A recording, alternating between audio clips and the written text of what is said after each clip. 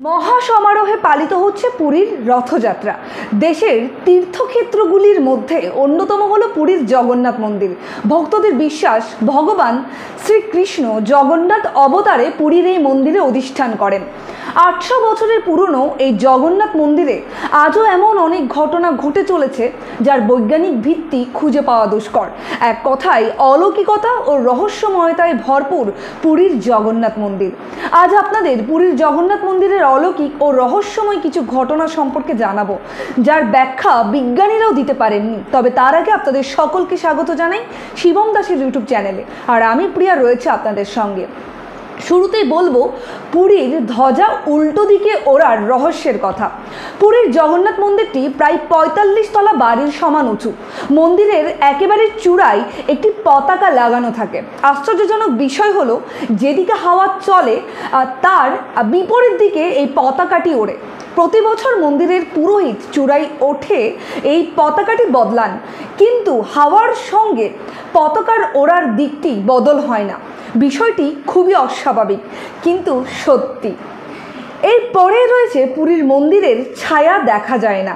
কি আশ্চর্য, তাই না? জগন্নাথ মন্দিরটি প্রায় 4 লক্ষ বর্গফুট এলাকা জুড়ে বিস্তৃত এবং 214 ফুট উঁচু। অথচ এই মন্দিরের চূড়ার কোনো ছায়া মাটিতে পড়ে না, এমনকি মন্দিরটির কোনো আকৃতিও ছায়ার মাধ্যমে বোঝা যায় না, যা সাধারণ বিজ্ঞানের সঙ্গে একেবারেই মেলে না। বিজ্ঞানীরাও এই বিষয়টির কোনো উত্তর আজও দিতে পারেননি।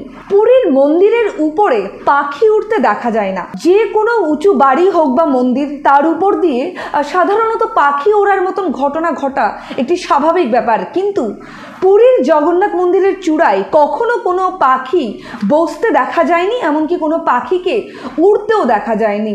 এই রহস্য আজও কেউ উন্মোচন করতে পারেনি। কেন, কী কারণে পুরীর মন্দিরের ওপর পাখিরা উড়ে যায় না বা পাখি বসে না, সেই প্রশ্নের উত্তর আজও খুঁজে চলেছেন বিজ্ঞানী থেকে ভক্তরা।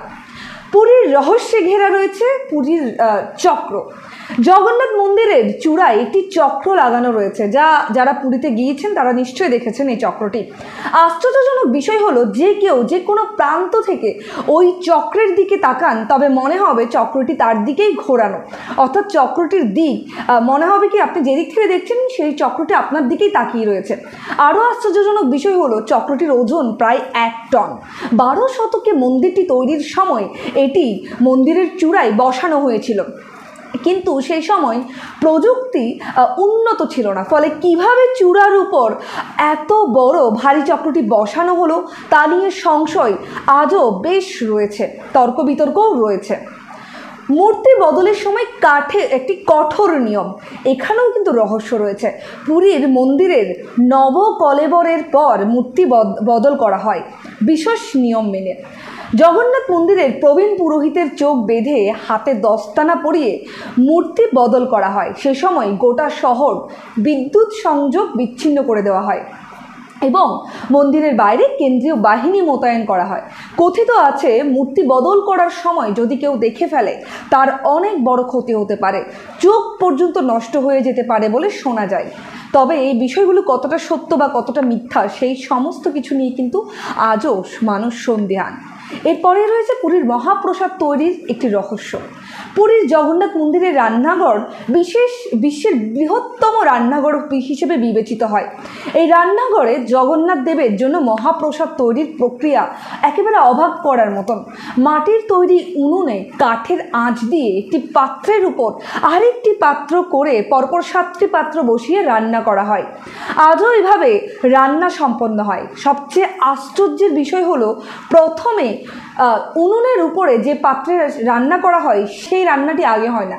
সবার আগে রান্না হয় যে 7টি উনুন বসানো হয়, অর্থাৎ উনুনের উপরে এক একটি হাঁড়ি চাপানোর পর সবার উপরে যে উনুনটি থাকে সেখানে প্রথম রান্না হয়। এরপর শেষে হয় একেবারে নিচের হাঁড়িতে, যা একেবারে তাক লাগানোর মতন। অনেকেই এটি বিশ্বাস করতে চায় না, তবে এটা সত্যি। এমনই আরও নানা রহস্যে ঘেরা নানা রহস্য এবং অলৌকিক কাণ্ডে ঘেরা পুরীর মন্দির। এর মধ্যে অনেকটাই লোকশ্রুতি, আবার অনেকটা বইতে শোনা যায়। তবে পুরীর মন্দিরের এই রহস্যগুলো শুনে আপনাদের কেমন লাগলো, এর বাস্তবতা নিয়ে আপনাদের কি মতামত অবশ্যই কমেন্ট করে জানান। আর সেই সঙ্গে আমাদের সঙ্গে যুক্ত থাকতে আমাদের চ্যানেলটিকে সাবস্ক্রাইব করুন। আরও নতুন নতুন তথ্য জানতে আমাদের সঙ্গে সর্বদা যুক্ত থাকুন। ধন্যবাদ।